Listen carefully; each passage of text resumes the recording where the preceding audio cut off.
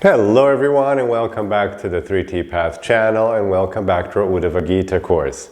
Now we're starting a new chapter today, which is very interesting. It's a great topic, bewildering topic for sure, which is the topic of the mystic powers, the siddhis, also called the vibhutis in the Yoga Sutras. So these are special superpowers that the yogis would achieve, and it's just prevalent in all the literature. You'll find it everywhere in the major texts, in the stories, in the oral traditions of different regions.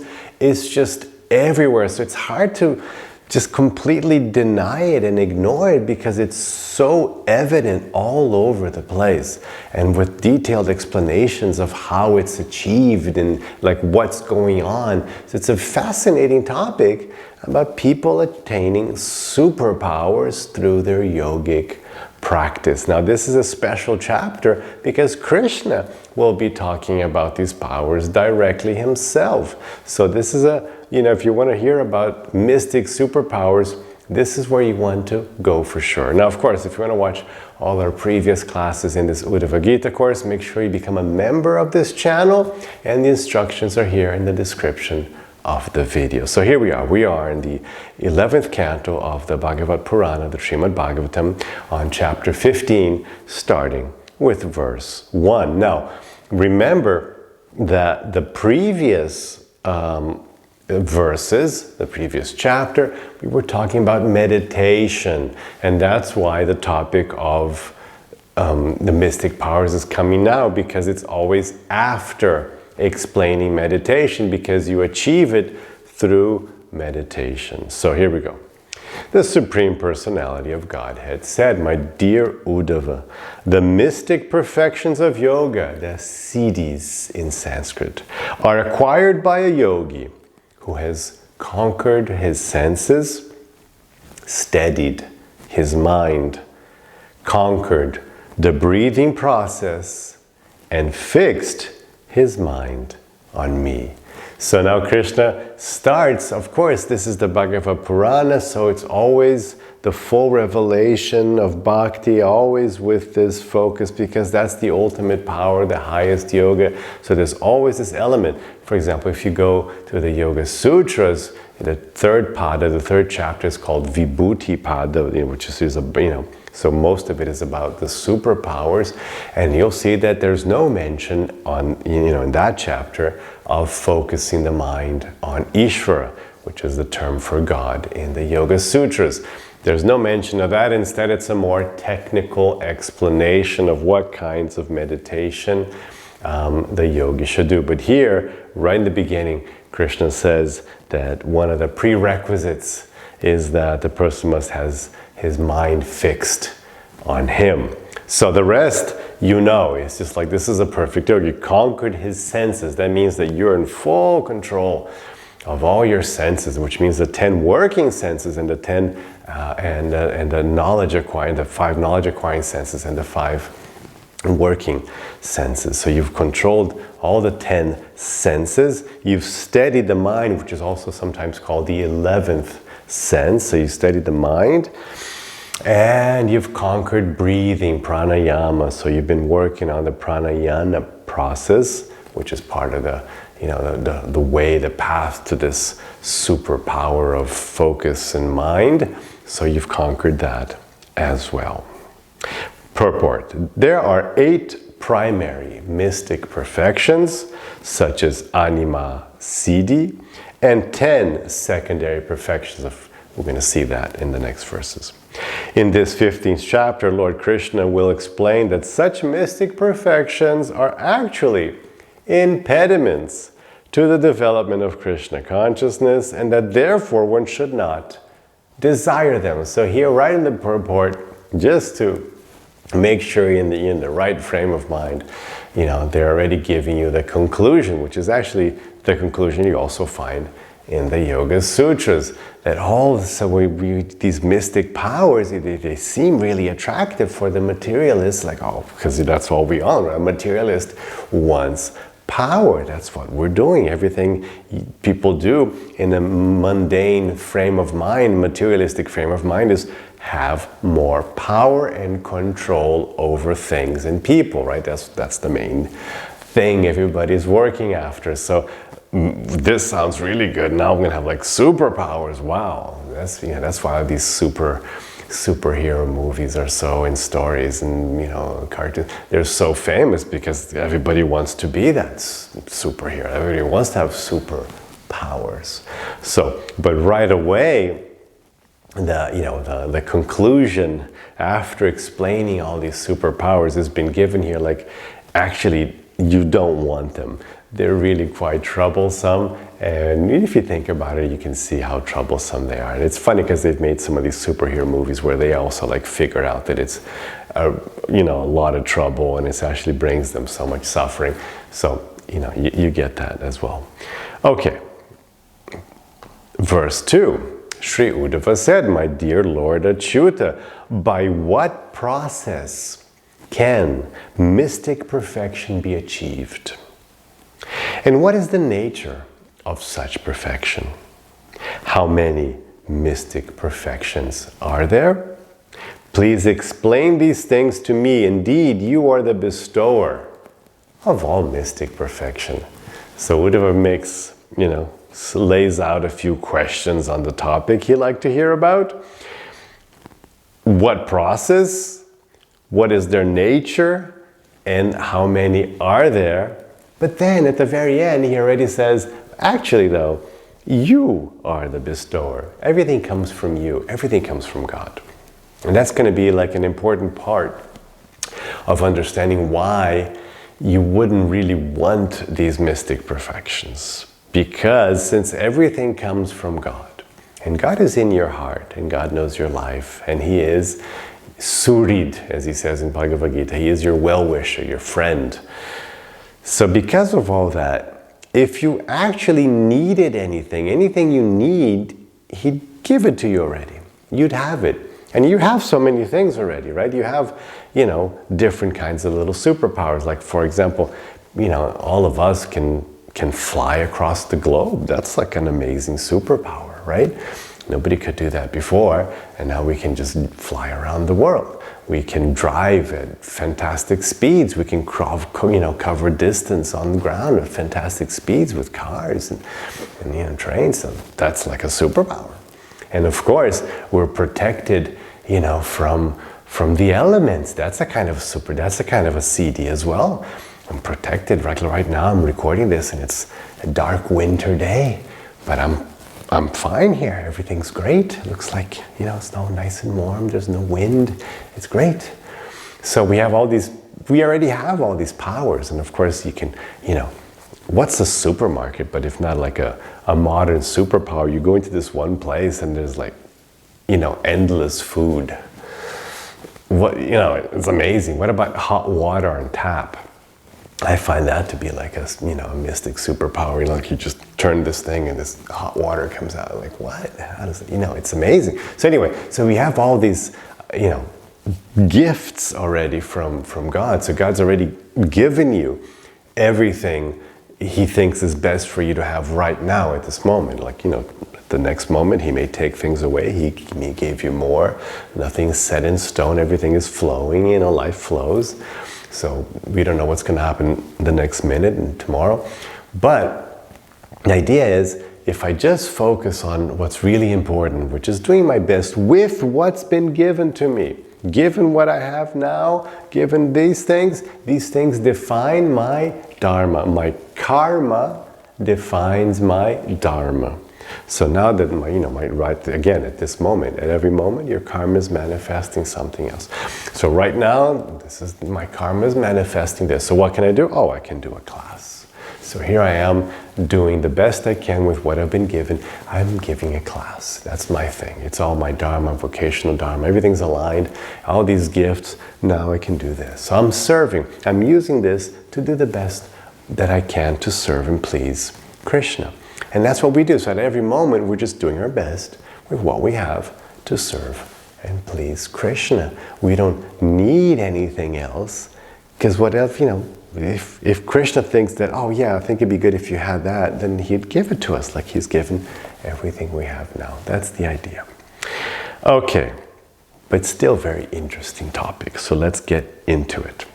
Verse 3. So that was just one verse of questions. And now Krishna starts talking again.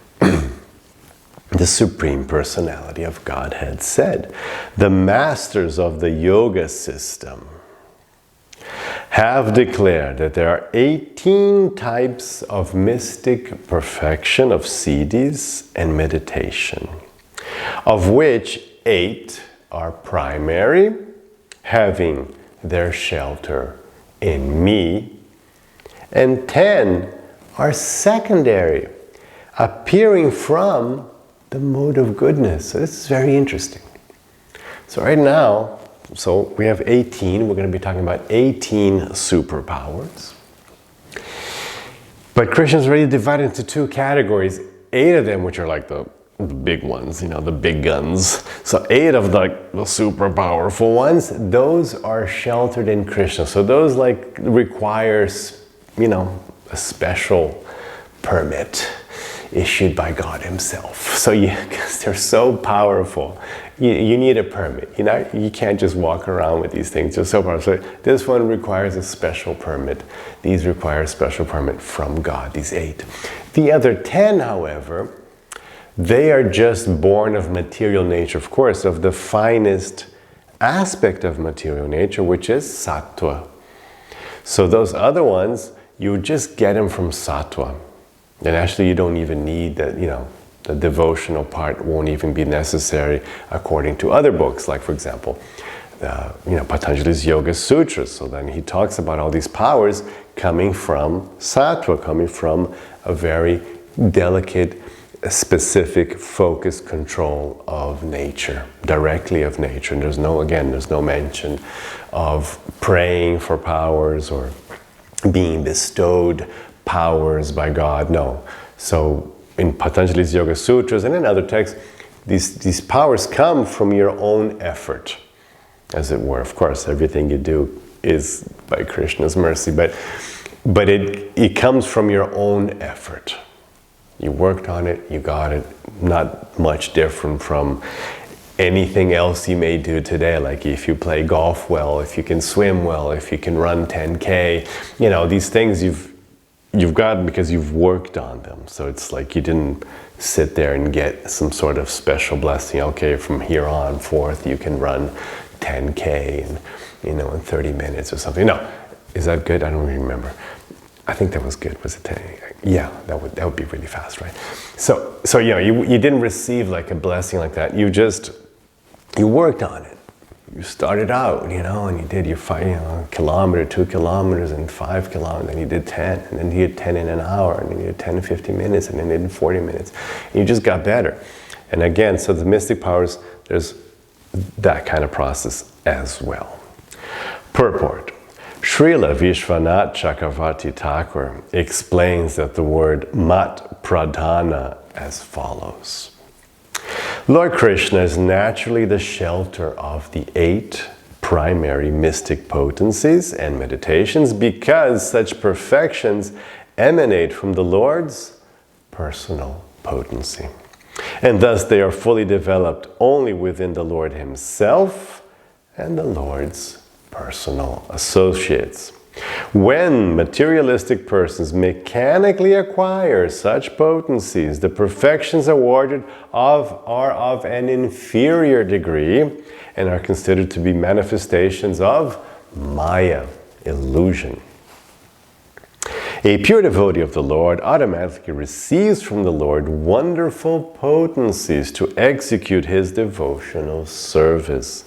If for sense gratification one mechanically endeavors to acquire mystic perfections, then these perfections are certainly considered to be inferior expansions of the Lord's external potency. So that's the idea. Again, it's like if you just want to do something in matter just because you want to, out of your own ego, just for pride, for whatever, selfish objective, then whatever you get, it's inferior, it's not very good. It's actually just creating you more problems. Because the more power you have, the more trouble you can get into. And that's the idea of the karmic system.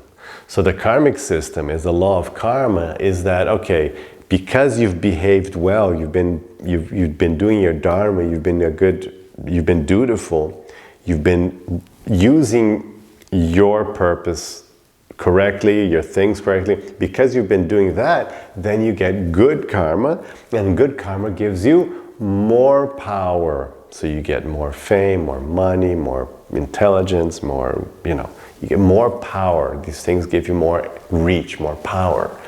Think of a famous person. He just writes one tweet and the whole world talks about it. That's power, right? You just type one little thing. You and I, we write a thing and, hardly anybody, sees it. It doesn't do anything. But a powerful person, just one line, they can get the whole world talking about it. So that's power. This is the power of fame. The power of money. Of course, with money you get fame. So these things, these powers, you can buy things, you can change landscapes with money. You you can see Dubai, rising out of a desert. So money can just transform desert into this skyscrapers and modern looking cities. So that's the power of money. So these things, so these different, of course, and then power of destruction, power of intelligence, everybody's still talking about Einstein because his ideas have changed the course of humanity. So so it gives you a lot of power. But of course, with power, you can do also horrible things, right? So we always have to pick on Hitler when we talk about a bad person, right? So take Hitler, he had this power of charisma, fame. But how did he use that? He used it so, in such a nefarious way, caused, tremendous, bloodbath, horrible carnage. I mean, just destruction, just horrible effects. Millions of people died. So, to this day, the effects are being felt because he had more power. So imagine, so what happens is when you have more power, you have more responsibility, as Spider-Man famously said, as Spider-Man's uncle famously said, with more power comes more responsibility. So getting these powers actually is actually hard work. Getting anything is hard work. So if you get more money, if you get more wealth, if you get more intelligence, if you get a degree, anything that you get, that you increase your material situation, you make yourself, have more what they would call opulences. Again, wealth, power, money, etc., fame, that makes you more responsible. So you have to be extra careful, because one mistake will cause a lot of damage and you are going to reap all that karma. Of course, you can reap the karma of your good actions too, but as a yogi, you actually don't even want either the good karma or bad karma. So for a yogi, it's man, better not to get involved at all, because I'm just trying to, get in touch with my own self here, trying to love and serve God. And so I don't want to actually be so, because this is all an illusion. I'll just get tangled up in this mess. So the yogi actually just wants to, be very quiet. So then you hear these stories about these great mystic yogis who had these powers, who wouldn't even use them. They were just I'll just sit here in a cave instead, because I know I'll just get involved. If I start using this, then I'm going to get proud, and then I'm going to get greedy, and then I'm going to get worshipped, and then it's just going to be a mess, and then I'm going to get tangled, and I'm going to lose my spirituality. I'm just going to become a fool again. If I worked so hard to become enlightened, I'm just going to become another materialistic fool. So you want to retract. Okay. Now let's go hear them. So now verses 4 and 5. Now here's the list. Take note. See which one you want. This is the menu. No, I'm kidding. But this is the menu. So this is what's on the CD menu. Not CD, but CD is in the Sanskrit word, not that didn't work out so well. Anyway, this is what's in the mystic power menu. Okay? Among the 8 primary mystic perfections, the 3 by which one transforms one's own body are anima, becoming smaller than the smallest. So that's one power. Anima, this is the Ant-Man power, right? Go right into the quantum realm. This was there. So anima, mahima, becoming greater than the greatest. So the Ant-Man had a little bit of that. You could become big, but this is like really big. So this is like planetary size big. This is like making a planet a small thing, big. So really big. So anima, mahima. So you could expand their body enormously. Okay. And lagima. So lagima, becoming lighter than the lightest. So that allows you to float off. So light, small, or big. So those are the 3 in the menu. There's a little section there, your own body, and there's these 3 things you can pick from. Okay, next section of the menu. Through the perfection of prapti, one acquires whatever one desires. Now that would probably be a very popular download, right? So if you could download prapti, I think that would get a lot of downloads, right? So you can acquire whatever one desires. And the idea is you could just manifest, you could just, you just get that thing. It's like, oh, there's I want a rock from Mars. Then you get the rock just kind of comes there for you. It's there. Can you imagine people say, I want the Mona Lisa, and then, they would steal the Mona Lisa and it'd be in their living room or something. So it wouldn't be very nice. You could see this would be a lot of trouble, right? Anyway, so prapti.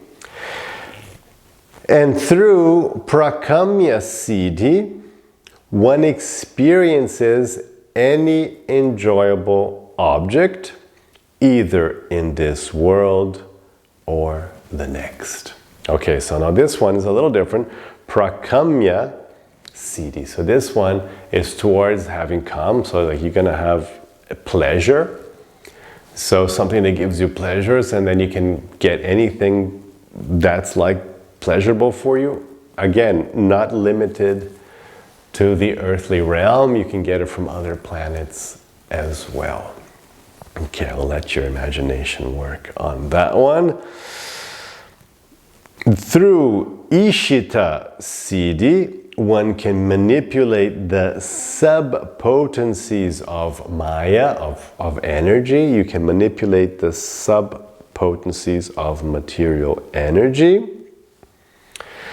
And through the controlling potency called Vashita siddhi, one is unimpeded by the gunas. So they're a little similar, okay? So these last 2 were Ishita siddhi, where you can manipulate subatomic power, as it were.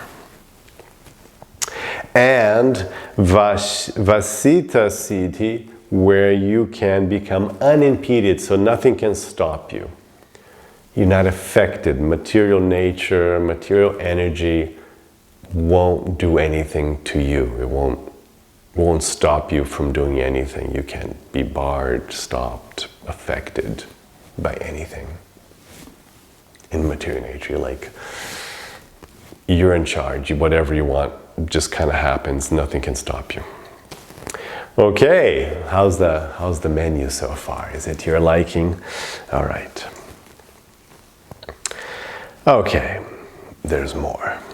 One who has acquired Kama Vasayita siddhi can obtain anything from anywhere to the highest possible limits. It's very similar to, some of these are like, wait a second, what's the difference between prapti and this one?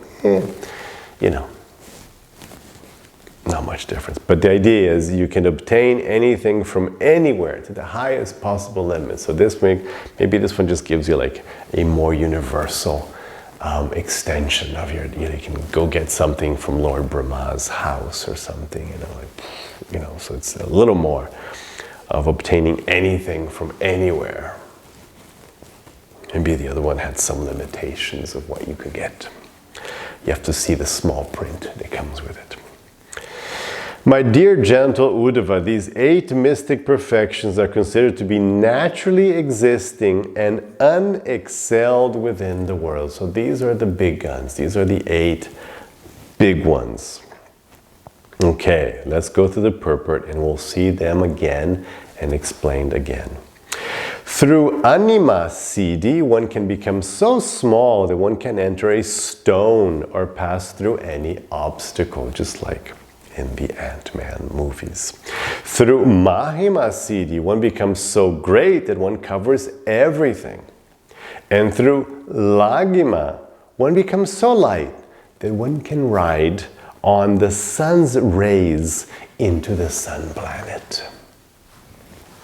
They had this idea of riding the photons. I love that imagery. It's super cool. That's how they would go around the universe. They would ride photons.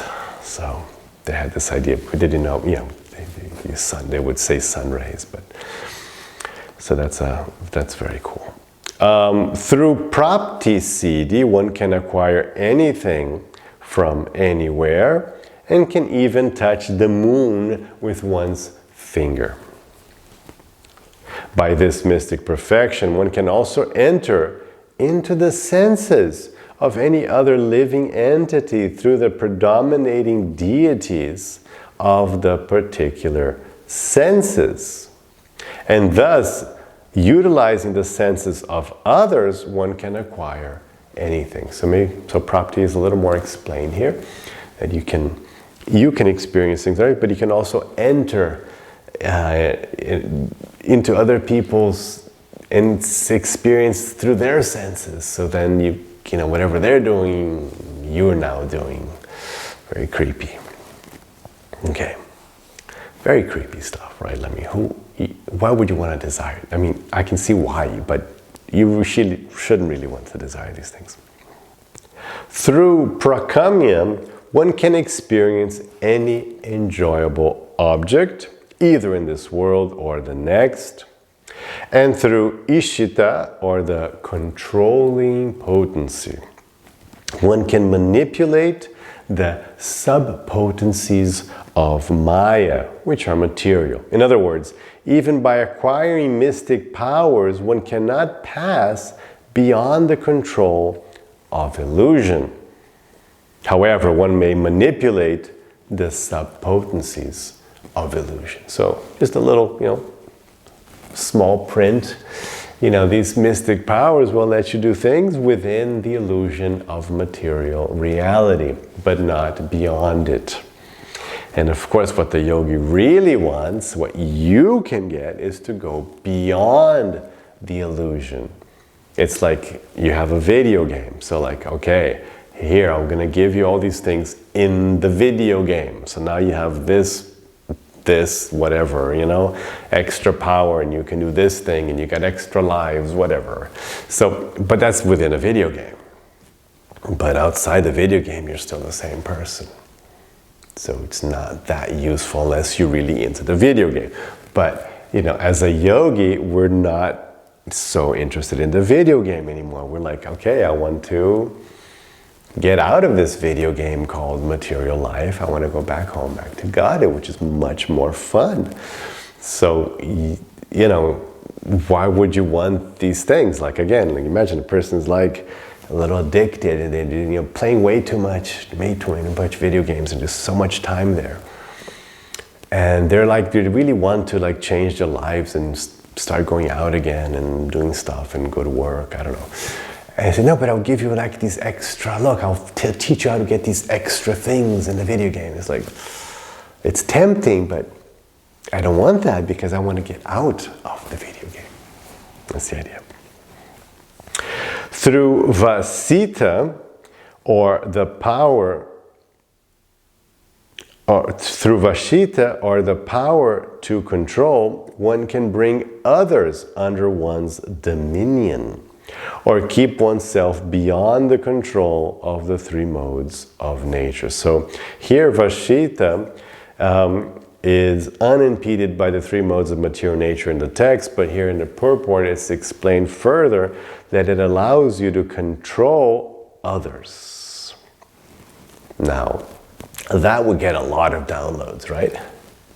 So that in the Mystic Power, in the CD, app store, this would get a lot of downloads, wouldn't it? Control other people, because basically everybody here just wants to control others. But again, you really don't want to control others. I mean, why would you want? I mean, you really, I want it because I'll make everybody nice. Yeah, there's so many movies where the villain is, no, I just want to control people so they can be nice, so there can be, no more suffering, and then of course it just gets more suffering. But anyway, so no, you definitely don't want that. Ultimately, one acquires through Kama Vasayita the maximum powers of control, acquisition, and enjoyment. The word Autpatika in this verse indicates being original, natural, and unexcelled. So this last one, the Kama Vasayita, is explained further in the purports here as the ultimate everything. So that would, if you had to choose one, that's the one you want. So this is the ultimate everything power. So with the ultimate everything power, you get everything. You can get anything, you can control anyone, you can enjoy anything. You're God. And that's what happens with these powers. This is very interesting. All these powers is the soul wanting to play God. And as a devotee, as a yogi, as a bhakti, why would you want to play God? You want to play devotee. You want to be the devotee. Let God be God. You want to serve God. You don't want to be God. So the higher state of consciousness, you're like, no, there's already somebody doing the God thing. And he's really nice.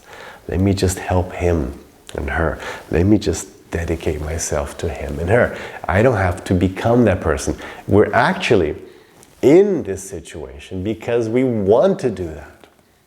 One explanation for the whole existence of material nature and the fact that we are here now incarnated in material nature is that we want to control things. We want to be like God. We're playing God. And that's why the first incarnation you start at is the incarnation of Lord Brahma, who is the God of this universe. Who is the guy who actually has to make the universe, make the species. He's practically the God of this universe. So we start at that level. And then, we degrade a little bit, but we're still super powerful. And then you degrade a little more. And then you're just the power, you're the king of the demigods. So you're Thor, you're Indra, and you get to control other gods, and you control nature. But it's just a desire. It's the same desire that got you in trouble from the beginning, to become Lord Brahma, to come away from God.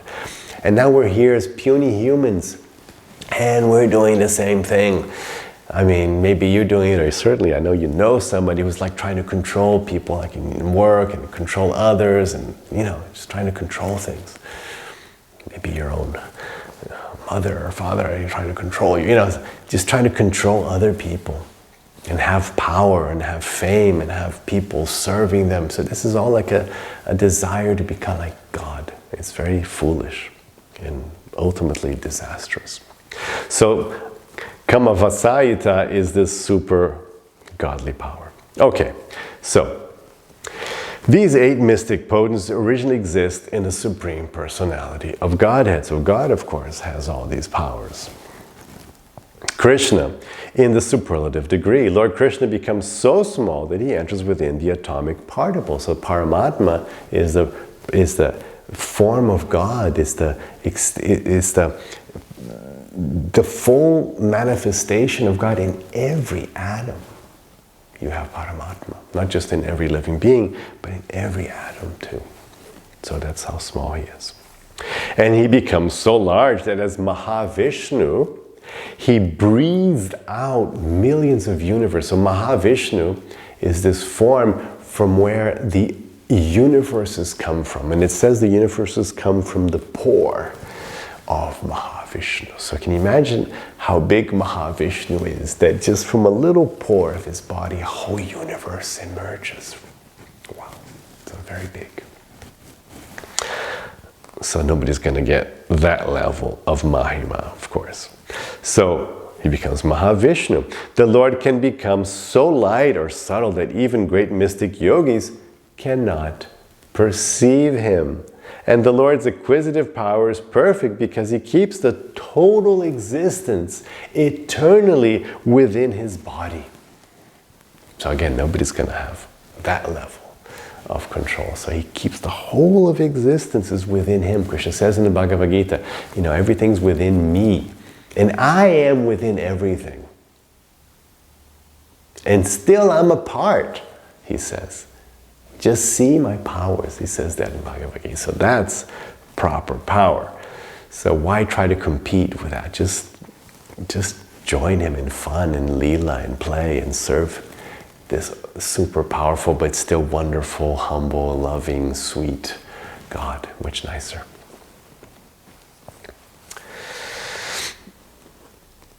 The Lord certainly can enjoy whatever he likes, control all energies, dominate all other persons, and exhibit complete omnipotency. Therefore, it is to be understood that these 8 mystic perfections are insignificant expansions of the mystic potency of the Lord, who in Bhagavad-gita is called Yogeshvara, the master of yoga, the supreme Lord of all mystic potencies. These 8 perfections are not artificial, but are natural and unexcelled because they originally exist in the Supreme Personality of Godhead. So that's it. We'll have more. We have a whole chapter on these, so make sure you come back for them. But that's it for today, and have the rest of your day with lots of peace and lots of love. Hare Krishna.